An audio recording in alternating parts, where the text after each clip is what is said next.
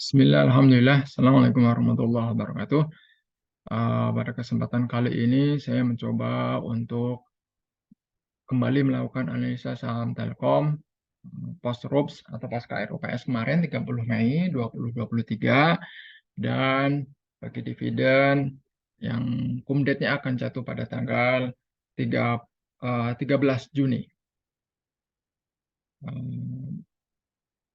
Baik, kita pertama adalah perlu mengetahui kondisi IHSG ya, karena bagaimanapun IHSG ini akan berpengaruh terhadap semua emiten ya, apalagi Telkom. Telkom biasanya ini berbanding lurus dengan kinerja IHSG. Kalau IHSG naik, Telkom naik dan sebaliknya ya. Dan ini adalah data dari 10 tahun terakhir ya, di mana bisa kita lihat bahwa di bulan Juli dan Agustus probabilitas untuk naiknya cukup tinggi, yaitu 80-70%, dan ini pun juga didukung oleh adanya aliran dari asing ya, yang membeli di saham yang masuk ke market kita di IHSG, yaitu sebesar 18,78 triliun secara year to date di all market ya. Ini memberikan kabar atau sinyal kepada kita bahwa bulan Juli dan Agustus mudah-mudahan benar-benar akan menjadi kesempatan bagi kita untuk mendulang profit dari market seperti itu. Kemudian ini adalah seasonality dari Telkom ya selama 10 tahun ya. Sama seperti dengan IHSG bahwa di bulan Juli kemungkinannya adalah 90% naik ya. Dan kita patut waspada nanti di bulan Juni, sehingga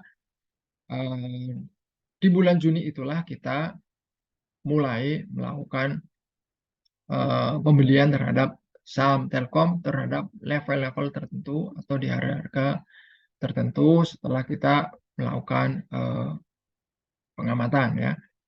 Dan ini adalah foreign flow untuk Telkom selama 1 bulan ya, itu di markdown sama asing ini selama 1 bulan ya, keluar dana asing sekitar 2,47 triliun.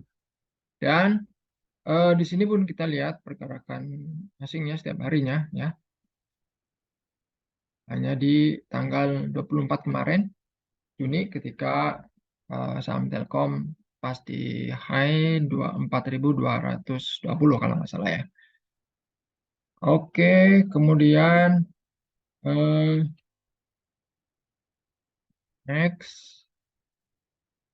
Nah, ini saya hapus dulu bentar. Ini adalah beberapa yang perlu menjadi konsideran ketika kita akan berinvestasi di saham Telkom, yaitu yang pertama yang paling sangat krusial adalah dampak dari bila Amerika gagal bayar hutang ya. Pada saat ini Amerika sudah mentok di angka berapa 31, sekian triliun dolar AS gitu ya. Dan akan jatuh tempo di tanggal 1 dan 2 Juni kalau nggak salah ya. Dan dampak yang cukup menjadi perhatian kita adalah yang pertama adalah akan berdampak pada ekonomi dan sistem keuangan global ya. Tentunya Amerika sebagai negara adidaya atau pusat perekonomian dunia akan berdampak pula ke Indonesia ya. Kemudian jatuhnya nilai pasar saham ya, di mana Wall Street merupakan kiblat dari bursa saham dunia.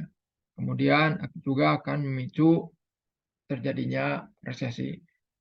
Kalau kita baca di news, Joe Biden sendiri akan melakukan negosiasi ya agar bisa plafon utangnya dinaikkan dan Menteri Keuangannya sendiri akan, kalau nggak salah di tanggal 1 dan 2 akan melakukan pembayaran hutang ya, walaupun itu secara kas ya, akan mengurangi dari kas Amerika ya. Oke, next.